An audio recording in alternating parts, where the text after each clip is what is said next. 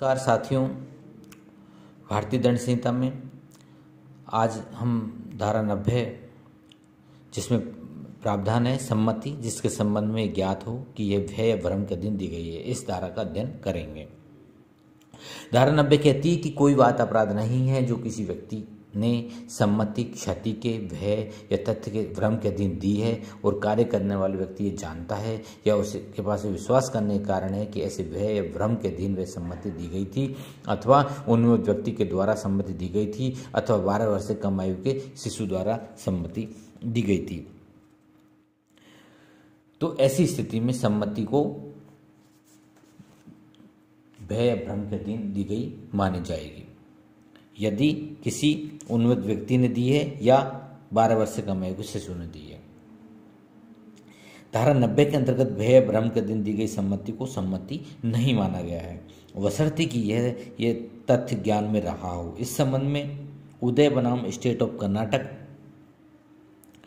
AIR 2003 supreme court page number 1639 का एक अच्छा प्रकरण है। इसमें अभियुक्त द्वारा अभियुक्त्री को विवाह का वचन देकर उसके साथ संभोग किया गया, जिससे वह गर्भवती हो गई। अभियुक्त्री ये जानती थी कि वह तथा अभियुक्त दोनों भिन्न भिन्न जातियों की होने से उनके माता पिता विवाह की अनुमति नहीं देंगे, फिर भी वह संभोग करती रही। इसी भ्रम के अधीन सम्मति नहीं मानी गई क्योंकि यह भ्रम के अधीन दी गई थी। इसी प्रकार से एक केस है स्टेट ऑफ उत्तर प्रदेश बनाम Naushad AIR 2014 supreme court page number 384 के मामले में सहमति को स्वतंत्र नहीं माना गया क्योंकि वह परमात्मा तथ्यों पर प्राप्त की गई थी। इसमें अभियुक्त द्वारा अभियुक्त के साथ यह कहते हुए लैंगिक संभोग किया गया कि वह उससे विवाह कर लेगा। अभियुक्त्री गर्भवती भी हो गई। बाद में अभियुक्त ने विवाह करने से मना कर दिया। इसे स्वतंत्र सहमति नहीं माना गया। इसी तरह केस है सीब की, इनका एक केस है 1915 का क्रिमिनल लॉ जर्नल CRLR का है। के नामक एक व्यक्ति ने यह दावा किया कि उसे धार वाले हथियारों से चोट नहीं पहुंचती है। उसने खे को हथियार चलाकर देखने के लिए आमंत्रित किया। खे ने उस पर वार करके उसकी वहां पर चोट पहुंचाई और घायल कर दिया तथा रक्त बहने से उसकी मृत्यु हो गई। खे को धारा 87 के अंतर्गत संरक्षण प्रदान किया गया। इसी तरह केस है घाटगे का। दूसरा है नटेशन। घाटगे केस 1948 का है, बम्बई का LR का, और नटेशन का है 1962 का क्रिमिनल लॉ जर्नल का।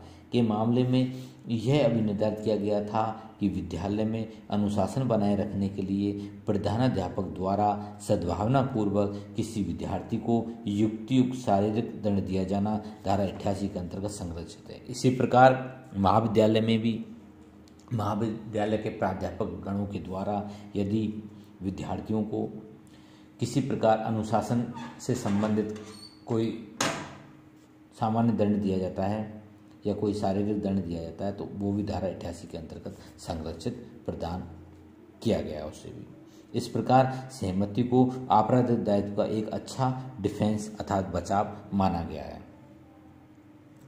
धारा 91 है ऐसे कार्यों का अपवर्जन जो कारित अपानी के बिना भी स्वतः अपराध है। धारा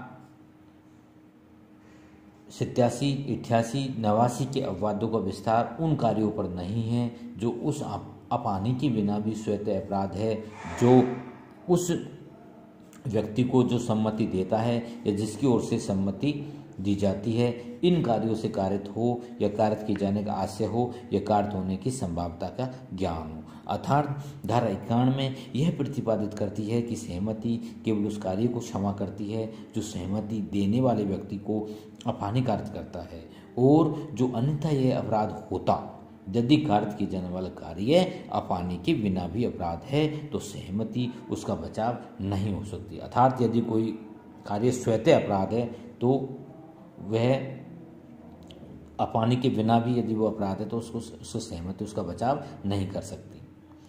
जैसे दृष्टांत है इसमें गर्भपात कारित करना, जब तक कि वह उस स्त्री का जीवन बचाने के प्रयोजन से सद्भावनापूर्वक कारित नहीं किया गया हो किसी अपानी के बिना भी जो उससे उस स्त्री को कार्य की हो या कार्य करने का आशय हो स्वतः अपराध है। इसलिए वे ऐसी अपानी के कारण अपराध नहीं है और ऐसा गर्भपात कराने की उस स्त्री की या उसके संरक्षक की सम्मति उस कार्य को न्यायानुमत नहीं बनाती है। धन्यवाद।